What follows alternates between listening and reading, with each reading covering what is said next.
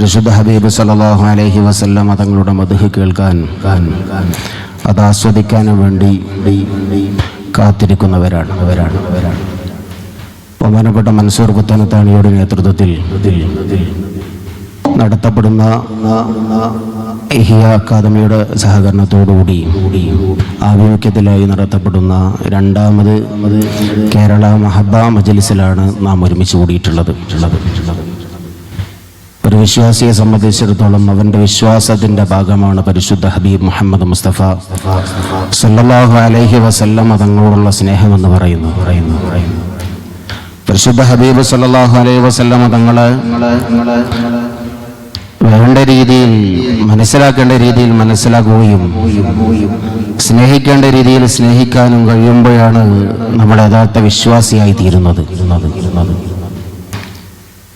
ലാ യുഅ്മിനു അഹദുകും ഹത്താ അകൂന അഹബ്ബ ഇലൈഹി മിൻ വാലിദിഹി വവലദിഹി വന്നാസി അജ്മഈൻ.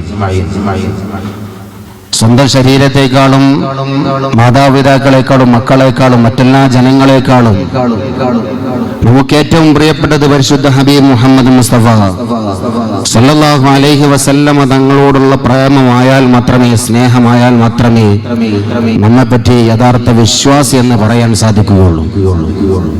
പരിശുദ്ധ ഹബീബ് സല്ലല്ലാഹു അലൈഹി വസല്ലം തങ്ങളെ പ്രണയിക്കാനും സ്നേഹിക്കാനും അവിടുത്തെ സുന്നത്തിനെ നമ്മുടെ ജീവിതത്തിന്റെ ഭാഗമാക്കി കൊണ്ടു നടക്കാനും നമുക്ക് സാധിക്കണം.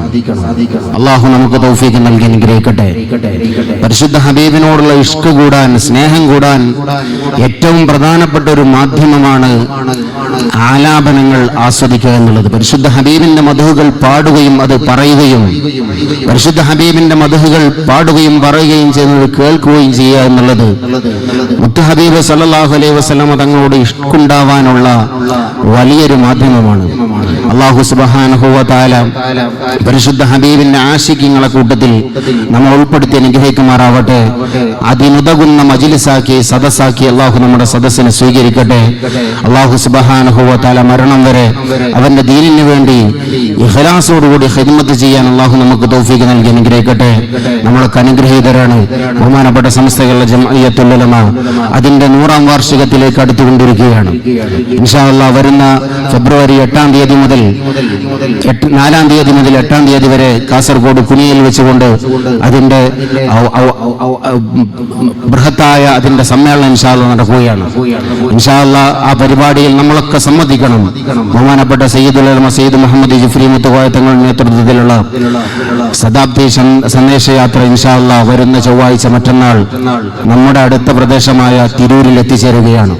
ഇൻഷാ അല്ലാഹ് എല്ലാവരുടെയും സജീവമായ സാന്നിധ്യവും സഹകരണവും ഇൻഷാ അല്ലാഹ് പരിപാടിയിൽ ഉണ്ടാവണമെന്ന് സാന്ദർഭികമായി നിങ്ങളുടെ ശ്രദ്ധയിൽ അറിയിച്ചുകൊണ്ട് ഇൻഷാ അല്ലാഹ് നമ്മുടെ ഈ ചടങ്ങിന്റെ ഔപചാരികമായ ഉദ്ഘാടന കർമ്മം നിർവഹിക്കേണ്ട ബഹുമാനപ്പെട്ട സയ്യിദ് ഷാഹുൽ അമീൻ ജമല്ലയിൽ തങ്ങൾക്ക് വഴിമാറി കൊടുത്തുകൊണ്ട് ഞാൻ അവസാനിപ്പിക്കുന്നു.